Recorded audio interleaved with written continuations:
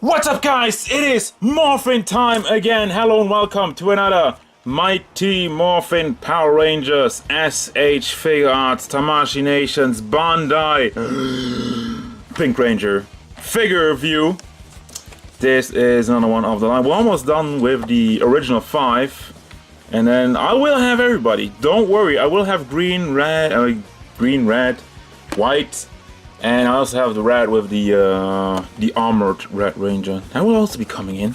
So do not fret, all the Power Ranger reviews will be going through this channel. But yeah, this is the box, Mighty Morphin Power Rangers 20th anniversary. And let's get to the figure real quickly, because that's what we're here for, right? Right. So here's Kim, or Cat, in the plastic, actually. Size of the Pink Ranger is 14 centimeters, which means a little over 5.5 inches, a half centimeter smaller than the dude, so in scale. So have a look at the fine detail going on all throughout the body. I mean, of course, the most stuff is going on in the helmet. You got the pterodactyl, the mouth, you got, it's basically the same sculpt with always. You have this little wrinkle going down over here, and there's not really any more wrinkles. You have the seam line going on throughout the body. That's some nice detail, and there's like a smudge of paint here. Never even noticed that. That is pretty weird, and I don't really know what that's for. But this is the only one with the skirt. This is the only Mighty Morphin Power Ranger with a skirt, because she's legit the only female in the Japanese show. If you remember, we go back to the Yellow Ranger. That's actually man in the Japanese show. So there you go. The skirt actually splits into 2 pieces, so once we get to the articulation, you will know that that doesn't get into the way. You have, of course, the power coin. This one looks actually pretty weird. I think all the other ones look good. This one is just, I mean, there's a pterodactyl, yeah. It's alright. It's actually Batman. And we got some more detail going on in the boots. There's some more wrinkles. That's cool. Now moving on to the articulation. It's been the same. I've done all these Power Rangers now, and I'm just gonna go over it real quickly. You have all this room down here at the neck, so the head moves around all the way, but most articulation comes out of the neck, which is super loose. It's super free.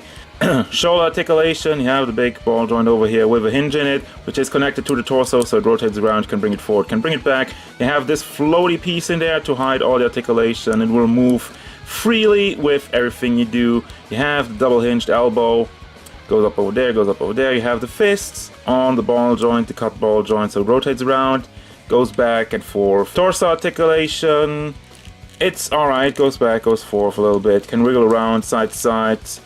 And at the crotch piece, you get some more out of it. Also does rotate all the way around. If you force it, I don't want to break anything right now, so I will not go that way.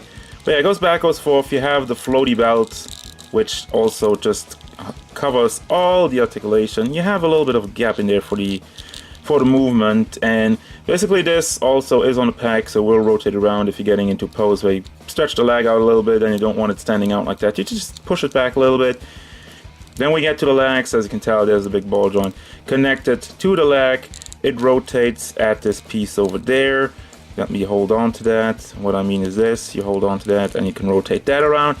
Goes out to the side all the way, and as I said, the skirt doesn't get in the way because it's soft plastic and it's cut up. So bring it forward and back, and then you tuck it back in for a more clean look, but less articulation. But you can do whatever you want with it. You have the knees double jointed just like the elbows. You have the foot, ankle rocker goes side to side, and the toe joint, and also goes back and forth, of course. Whee! Getting to the accessories, you have 2 holding hands, like more rounded holding hands. You have 2 open hands, and of course 2 fist hands, and you have like the fist hand that's already on the figure, and you have another open hand that's already on the figure. So you have 2 holding hands on both sides, and then one a little bit more rectangular for the gun, and the open hands and the fist hand. And of course you get this one with each and every one of the Power Rangers. This blaster, the Dino Blaster with the stupid ass upgrade that nobody wants, nobody needs, and I'd just rather have the Dino Blaster. Thank you. But it looks good. It looks good. And of course, you also have the Dragon Dagger, Dragon Blaster, Dino Blaster Dagger, something, whatever. And there's somebody drilling downstairs, so excuse the noise. Then, of course, you have the Power Bow, which is just white plastic. I don't know, it's just like Power Bow. You would expect something a little bit more epic, no? I mean, it gets the job done. It's cool. And this is the regular one, of course. You don't have the one with the pegs in it. And something I think is really cool, I'm a big fan of those, you have a hand with the arrow already attached to it. That is my favorite thing of all time. Have a hand with something like this in it instead of just giving us an arrow that will never really fit in any hand. Just, you know, with small things like this or like thin things like this, I really appreciate it when figures have a hand that just holds that just integrated in it instead of me fiddling around with it. That would be something for the Dragon Ball line. Just have the Kamehameha in the hand instead of giving me a ball that I just have to fiddle around, and whenever I move him, it's gonna fall out. See what I mean? And that, my friends, brings me to the final thoughts. What do I think about this figure? Just like everyone else of the Power Rangers, I do recommend this one.